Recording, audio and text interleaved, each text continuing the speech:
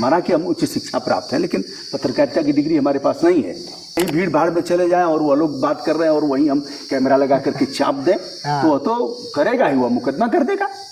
अच्छा, आप पत्रकारिता कब से कर रहे हैं यूट्यूब पे?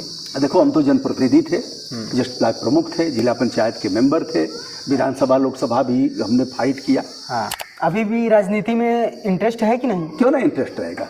हाँ, क्या टिकट उकट दिलवाना चाहते हो? नहीं, इतनी बड़ी पहुंच नहीं है हमारी। हाँ, नहीं, मैं चमचा तो नहीं हो सकता ना। हाँ, मैंने जोगी मोदी का चमचा हो सकता हूँ ना, अखिलेश का चमचा हो सकता हूँ ना, बहन जी का चमचा। मनुष्य का जीवन मिला है, दमदारी से इसको तबीयत से जीना है।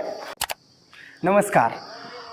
आज मैं एक ऐसे व्यक्ति के बारे में बताना चाहता हूँ, एक ऐसे व्यक्ति से मिलाना चाहता हूँ जो किसी परिचय के मोहताज नहीं है। हमारे साथ में बैठे हुए हैं बृजभूषण दुबे जी। स्वागत है सर। शुभकामना। आपके सभी दर्शकों को हमारी मंगल कामनाएं। सर, पत्रकारिता को आप किस नज़र से देखते हैं? यह संवैधानिक नज़र की अगर बात करें, वही सबसे बड़ी दृष्टि है। तो यह हमें वाक और अभिव्यक्ति की आज़ादी मिली है और हर व्यक्ति पत्रकार है। इसके लिए कोई जो भी किसी डिग्री की आवश्यकता नहीं है। अगर सांसद विधायक के लिए किसी डिग्री की जरूरत नहीं है तो पत्रकारिता के लिए भी किसी डिग्री की जरूरत नहीं है। वाक और अभिव्यक्ति की आज़ादी संवैधानिक दायरे में रह करके राष्ट्र की उन्नति के विशेषांक को धारण करते हुए हम भ्रष्टाचार के खिलाफ आवाज उठाएंगे। कहीं चूक हो रही है हमारे माननीयों से, उस पर भी आवाज उठाएंगे। प्रधानमंत्री, मुख्यमंत्री से लेकर के और हम कोर्ट पर भी आवाज उठाएंगे, उनसे भी कहेंगे कि यह चीज अच्छा नहीं हुआ है। तो यह है अभिव्यक्ति की आज़ादी, जिसे लोकतंत्र के सबसे पवित्र ग्रंथ संविधान ने दिया है। तो हर व्यक्ति पत्रकार है। उसके बावजूद भी अगर हम कहीं जाते हैं, कोई ऑफिस में जाते हैं, कहीं पार्क में जाते हैं, कहीं भी खुले मैदान में, अगर भीड़ भड़ाक में अगर हम न्यूज़ कवर करना चाहते हैं, उसमें मान लो पुलिस प्रशासन आती है तो हमको परेशान करती है। नहीं, आपके पास आईडी क्या है, आप रजिस्टर्ड आदमी है, अथॉरिटी है कि नहीं है। ढेरों सवाल और प्रशासन की तरफ से बहुत से सवाल पूछे जाते हैं और साथ दबाया भी जाता है पत्रकारों को। अब उसमें असली बात यह है कि जैसे हम अगर कहीं भीड़ भाड़ है तो उनके एक फिर हम संविधान पर ले आते हैं। हाँ, यह है हमें एकांतता का अधिकार, जिसे निजता का अधिकार, राइट टू प्राइवेसी जिसे कहते हैं। हमें इस बात का ध्यान देना पड़ेगा कि हमारे इस कृत्य से कहीं लोग डिस्टर्ब तो नहीं हो रहे हैं और हम उनका बगैर उनकी इजाजत के ना हो तो उनका वीडियो कर सकते हैं, ना ही फोटो ले सकते हैं। तो इन चीजों का ध्यान रखना पड़ेगा। भ्रष्टाचार के खिलाफ हम आवाज उठा सकते हैं और किसी को रोकने का अधिकार नहीं है, बशर्ते हम ध्यान रखेंगे जिसे हमने बताया। वो ऐसा नहीं करेगी, हमको अपना दायरा देखना पड़ेगा। अपने अगर दायरे में रहेंगे तो वो नहीं कर सकते। वो नहीं क्यों कर करेंगे? सकती है। वो क्यों करेंगे? नहीं, हमको दिखाने का। अब जैसे बिना मतलब का फंसा देते हैं उसमें। और बिना मतलब का नहीं, उसका भी मतलब होगा। जैसे मान लो कुंभ मेला है, कोई स्नान है, अब वहाँ स्नान करते हुए लोगों को हम नहीं दिखा सकते। अगर हम दिखाते हैं तो यह ऑफेंस है, यह आपराधिक कृत्य है। महिलाएं हैं, पुरुष हैं, किसी को हम नहीं दिखा सकते। अब यूं कहा जाए, अब एक वीडियो हमने किया था, अब यूट्यूब की गाइडलाइन पर भी जाया जाए। एक दादी अपने बच्चे को तेल लगा रही थी, उबटन कहा जाता है, सरसों का पीस करके, और बच्चा 1.5 साल का था, नंगा था, उस पर भी पीला कर दिया क्योंकि उसे भी आप नहीं दिखा सकते। अब हमें पक्ष को जानना पड़ेगा, जो यौन अपराधों से बच्चों का संरक्षण जो यह अधिकार देता है उसमें क्या है, तो पढ़ना लिखना पड़ेगा। ऐसे पत्रकारिता, मैंने कहा, निपट निरक्षर व्यक्ति भी कर सकता है, किंतु उसे जानना पड़ेगा कि हमारे अधिकार क्या है और हमारे कर्तव्य क्या है, संविधान पढ़ना और सामने वालों का राइट क्या है। ऐसे हम नहीं कर सकते कि कहीं भीड़ भाड़ में चले जाएं और वो लोग बात कर रहे हैं और वहीं हम कैमरा लगा करके चाप दें तो वो तो करेगा ही, वो मुकदमा कर देगा। क्यों नहीं करेगा? आप कौन होते हैं? आप। इसलिए हम लोग यहाँ एकांत में आए हैं कि एक तरफ करना है, कहीं किसी के निजता और एकांतता का जो संविधान वर्णित अधिकार है उसका हनन न हो। अब नए नए क्रिएटर हैं, उनको नहीं पता है। एक फर्जी अभी कोतवाल हो गया था, शादी नहीं किया लड़की ने कहा कि हमारे बाप तो करेंगे, दरोगा से करेंगे। तो दरोगा बन के दिखा, बाप के पास भी गया, बाप ने कहा कि हम तो दरोगा से करेंगे, उप निरीक्षक से। तो गया, अपना खूब तैयारी किया, दरोगा नहीं बन पाया। 10 महीने बाद आया, वर्दी पहन करके, जूता और बेल्ट लगा करके, चश्मा काला काला लगा करके, यहाँ 3 स्टार लगा करके कहा अब मैं कोतवाल हो गया हूँ, इंस्पेक्टर हो गया हूँ। गया जेल हुआ। लेकिन शादी भी हो गई, यह भी है, शादी भी हो गई। और मैं विषय पर आ रहा था, कई क्रिएटर ने उसका वीडियो भी किया कि यह देखिए मेहनत करके गरीब का लड़का कैसे बना कोतवाल। अरे उन मूर्खों को यह भी नहीं पता है कि कोतवाल कोई डायरेक्ट पद नहीं है, उप निरीक्षक से भर्ती होगी, यानी उत्तर प्रदेश पुलिस में उप निरीक्षक पर भर्ती होगी तो 2 स्टार पीतल की धाप के लगेंगे, और प्रमोशन होगा तो कोतवाल होगा।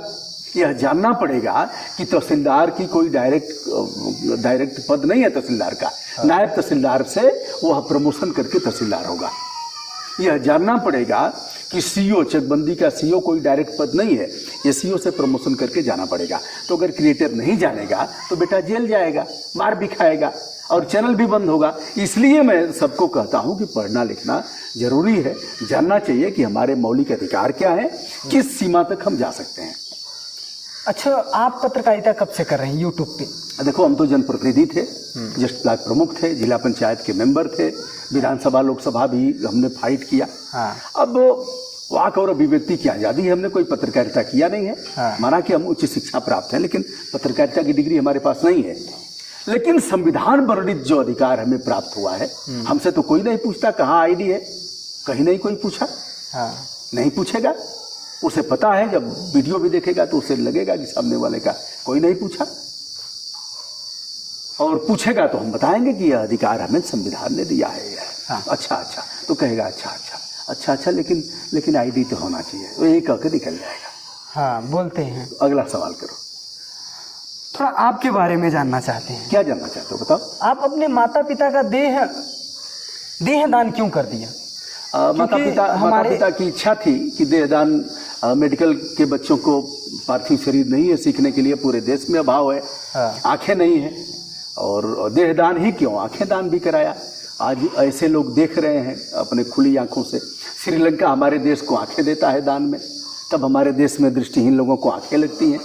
इतना बड़ा सनातन और इतना बड़ा धार्मिक प्रतिष्ठान ऐसा देश, लेकिन इसके प्रति लोगों की रुझान नहीं है। माता पिता की इच्छा थी तो पिताजी हमारे स्थानीय मेडिकल कॉलेज में गए और माताजी BHU में गई, और हमने कुछ अलग नहीं किया है, उनकी इच्छा थी, हमने उसका पालन कराया। यह महर्षि दधीच के देहदान की परंपरा है, जिसको आगे बढ़ाया गया। मेडिकल के बच्चे सीखेंगे काट पीट करके और अच्छे चिकित्सक बनेंगे। उनकी पढ़ाई भी पूरी होगी। पढ़ाई पूरी होगी। प्रैक्टिकल शिक्षा के 2 क्षेत्र हैं, एक सैद्धांतिक है, दूसरा व्यवहारिक है। तो सैद्धांतिक माने थ्योरिकल और व्यवहारिक माने प्रैक्टिकल, तो दोनों की जरूरत है। क्यों करेंगे? हमारे संस्कार में होता है कि हम अग्नि देंगे अपने माता पिता को। अरे संस्कार का आप क्या बताएं, फालतू चीजें। संस्कार हैं। यही है कि अच्छे डॉक्टर बने। सारे संस्कार का पता लग गया था कोरोना में। फिर इसका कितना संस्कार है, मंदिर मस्जिद गिरजाघर गुरुद्वारा विधानसभा लोकसभा सब बंद करके बिल में घुस गए थे। फिर भी अगर आप देखेंगे कि स्वास्थ्य पे उस तरीके से कार्य नहीं होता है। आप चले जाइए गवर्नमेंट जो भी हॉस्पिटल है। ठीक है, तुम दूसरा विषय कर रहे हो, हम उस विषय पर आ रहे हैं कि संस्कार यही है कि दान की बड़ी महत्ता है। तो देहदान हो, रक्तदान हो, अंगदान हो, इसकी जरूरत है। उसको पूरा संस्कार इन सब चीजों पर मैं विश्वास नहीं करता। वही संस्कार है, इसे मान करके कि जो किया वही संस्कार। चलिए ठीक है। आपने रोड पर धान क्यों लगवा दिए थे? अब रोड खराब होगा तो हम धान रोपेंगे, तो मछली पालन करवाएंगे। खेत में लगाया जाता है, यही नहीं रोड पे लगाया जाता है। यही तो वाक अभिव्यक्ति की आजादी है बेटा। हम अपनी बात नाच करके बताएंगे, अपनी बात गा करके बताएंगे, आधा सर मुड़वा के बताएंगे, कुर्ता हम ऐसे करके नंगे पांव चल करके बताएंगे। यही अभिव्यक्ति की आजादी है। तो धान ही क्यों, हम तो गड्ढे में भैंस धोए। नहीं, रोड अगर नहीं बना था तो उस पे धान न लगा के, अगर आप बेटा यही बात है, बहरे कानों को सुनाने के लिए भगत सिंह को पढ़ना पड़ेगा। भगत सिंह ने कहा कि धमाका क्यों करना है, धमाका इसलिए करना है कि बहरे कान सुने। तो यह एक जनतांत्रिक धमाका था जो हमने किया, और ऐसे तमाम प्रयोग किए हैं। इसका क्या मतलब है कि गाय भैंस बिकते हैं, इंसान नहीं बिकते हैं? लिख के जाने की क्या जरूरत थी? ये कई बार में सब जान जाओगे। नहीं बताइए तो। मैं जिला पंचायत का मेंबर हुआ 2010 में। और फिर सभी बिकने के लिए तैयार रहते हैं, खरीदने वाले भी तैयार रहते हैं। तो हमें ईमानदारी को प्रतिष्ठापित करना था, बेईमानों को ललकारना था। इसलिए यहाँ लिखवाया गाय भैंस बिकते हैं, इंसान नहीं। लोकतंत्र जिंदाबाद। बेईमानों को ललकारने और ईमानदारी को प्रतिष्ठापित करने का यही तरीका था। तो मैंने राइट टू रिजेक्ट किया था। उसके बाद सुप्रीम कोर्ट ने राइट टू रिजेक्ट का प्रावधान किया। लेकिन सुप्रीम कोर्ट से पहले हमने इस काम को करके दिखाया। अभी भी राजनीति में इंटरेस्ट है कि नहीं? क्यों नहीं इंटरेस्ट रहेगा? हाँ। क्या टिकट उकट दिलवाना चाहते हो? नहीं, दिलवा दो नहीं, कहीं से। इतनी बड़ी पहुंच नहीं है हमारी। हाँ, नहीं, अगर आप पूछोगे तो चुनाव क्यों नहीं लड़ जाते हैं, टिकट दिलवा दो कहीं से। नहीं, 27 में चुनाव है, कौन देगा टिकट? हो बताओ, सकता है टिकट कौन देगा? कहीं ना कहीं से ऑफर आ जाए। अरे बाबा देंगे कि बबुआ देंगे, कौन देगा बताओ? कोई भी दे सकता है। कि युवराज वो देंगे? युवराज भी दे सकते हैं। कौन देगा? दिलवा दो। ऑफर आ सकता है। नहीं देंगे, अच्छे लोगों के लिए किसी के क्यों नहीं देंगे? क्या उनको लगता है कि हमारे सत्ता में आगे हमारी आंख में डाल के सवाल करेंगे? सवाल क्यों नहीं करेंगे? इसलिए टिकट नहीं देंगे। अब जो भी कारण दिलवा दो करके देखते हैं। उनके जितने प्रवक्ता हैं, इन सारी पार्टियों की बात बता रहा हूँ, हाँ। उससे हमारे अधिक हैं ऐसे ही। नहीं, कहते हैं ना कि हम जो गुणवान रहता है, जिसके अंदर काबिलियत रहती है, दिलवा दो ना, उसको टिकट देते हैं। बाबू दिलवा दो, आप भी तो भेज दो, भेज दो, तो आपको भी तो टिकट मिलना चाहिए। तो दिलवा दो ना, मैं कह रहा हूँ कि दिलवा दो। भाजपा वाले ऐसे ऐसे लोगों को टिकट अरे दिलवा दो, भाजपा से दिलवा दो, सपा से दिलवा दो, कांग्रेस से दिलवा दो। नहीं, अभी हमारी इतनी पहुंच नहीं है कि हम आप बेटा कोई नहीं देगा, यह जान लो। इस बात को खूंट बांध लो कि ऐसे लोगों के लिए किसी राजनीतिक दल में कोई वैकेंसी नहीं है। मैं कह तो रहा हूं कि उनसे ज्यादा है हमारा, जितने उनके प्रवक्ता हैं। सपा से ज्यादा हमारे व्यूअरशिप है, सपा से ज्यादा हमारे सब्सक्राइबर हैं। दिलवा दो उन्हीं से। वो हमारा वीडियो देखते भी हैं अखिलेश यादव, कह दो दिलवा दे दे। हमारा वीडियो बाबा भी देखते हैं, कई जांच बैठवाए हैं यूपी वाले बाबा। अरे वही गोरखपुर वाले, कह दो वही दे दे। मैं सारे मानक की पूर्ति करता हूं। हम भी थोड़ा ट्वीट कर मैं मिनी विधायक भी रहा हूं, ये अभी नहीं है। कह के दिलवा दो। लोकसभा का चुनाव, विधानसभा का चुनाव दोनों लड़े हैं आपने। चलो अगली बार इस वार्ता को कर लेना, क्योंकि ज्यादा करोगे लोग देखेंगे नहीं। ठीक, शुभकामना। एक दो सवाल और बता दीजिए। मोदी भक्तों से बहुत नाराज रहते हैं। भाजपा, एक मिनट, भाजपा सरकार से भी आप नाराज रहते हैं। सवाल अगर भाजपा सरकार से अगर आप पूछते हैं तो विपक्ष से लोग कहते हैं कि जब देखो तब भाजपा से ही सवाल करते हैं, विपक्ष से सवाल क्यों नहीं करते हैं? विपक्ष का दांत रंग दिया था, दांत रंग दिया था। मुलायम सिंह यादव के ब्रांड एम्बेसडर थे अमिताभ बच्चन, उनको सुप्रीम कोर्ट तक ले गया था। अब जो आज मखनचुआ पैदा हुए हैं, उनको लग रहा होगा कि आज ही हम पैदा हुए हैं। सवाल हम सत्ता से भी करेंगे, विपक्ष से। लेकिन आप एक चीज बताओ, क्या आज सवाल हम नारायण दत्त तिवारी से करेंगे जो कभी मुख्यमंत्री रहे थे? क्या आज सवाल मैं रामनरेश यादव से करूंगा जो दिवंगत हो गए? सवाल तो जो रहेगा उसी से न किया जाएगा। नहीं, फिर भी कभी कभी गलतियां रहती हैं तो उससे वो भी तो दिखा सकते हैं ना। क्यों नहीं दिखाता हूं? क्यों नहीं दिखाता हूं? मैं बताया ना कि अमिताभ बच्चन के मामले में इन्हीं की गवर्नमेंट में मैं खींच के ले गया सुप्रीम कोर्ट तक। बहन जी के नोट के माला का हिसाब लिया था। राबड़ी देवी सहित तो वहां तमाम लोगों पर जुर्माना करवाया, 11,70,280 रुपया। पश्चिम बंगाल में भी लड़ाई लड़ा। ऐसा नहीं है कि उनसे नहीं करते हैं, दबा के करते हैं। मैं सदन में था, जिला योजना, जिला पंचायत में, उनके मिनिस्टर की ऐसी की तैसी करता था। ऐसा नहीं है, लेकिन अब लोगों को लगता होगा मैं चमचा तो नहीं हो सकता ना। हाँ। मैंने जोगी मोदी का चमचा हो सकता हूँ ना, अखिलेश का चमचा हो सकता हूँ ना, बहन जी का चमचा। मनुष्य का जीवन मिला है, दमदारी से इसको तबीयत से जीना है, निष्पक्ष होकर के। ठीक है। तो अब चाहेंगे कि हम बांटगिरी करें तो यह तो नहीं होगा, और वो हमारा कुछ बिगाड़ेंगे भी नहीं। हाँ। तो अगर मुलायम सिंह के रिज्यूम में मैं ले गया हूं अमिताभ बच्चन को सुप्रीम कोर्ट तक, अपनी बहस अपने किया हूं, छोटा मामला है क्या? किसी भाजपाई में दम थी जब ये लोग पैदा नहीं हुए थे? बता रहा हूं, पैदा नहीं हुए थे। अभिप्राय, जब मोदी और योगी ने इस क्षेत्र में काम नहीं किया था, तब हमने बूचड़ खानों पर हाई कोर्ट में याचिका करके उनको बंद करवाया था। गंगा और तमाम नदियों पर तब से मैं संघर्ष कर रहा हूं, जब 2014 नहीं आया था। 30 वर्षों से कर रहा हूं। अब मखनचुआ को लगता होगा कि आज यही पैदा हो गए हैं, तो इसके लिए मैं क्या कर सकता हूं? अच्छा, अपने वीडियो में ये मखनचुआ बहुत यूज करते हैं, कौन है ये मखनचुआ?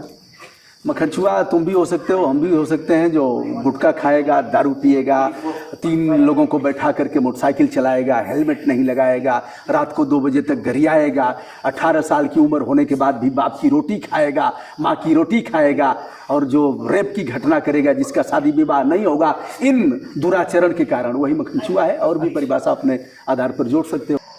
आपने देखा कि सर ने जिस तरीके से लड़ाई लड़ी है, जिस तरीके से ग्राउंड पे मेहनत किया है, और जिस तरीके से सवाल का जवाब दिया है, आप क्या समझते हैं इनके बारे में? कमेंट सेक्शन में अपनी राय जरूर दीजिएगा। बाकी आप देख रहे थे सुनो प्रदीप, मैं प्रदीप गुप्ता। वीडियो देखने के लिए बहुत बहुत शुभकामना प्रदीप, बहुत बहुत धन्यवाद। धन्यवाद।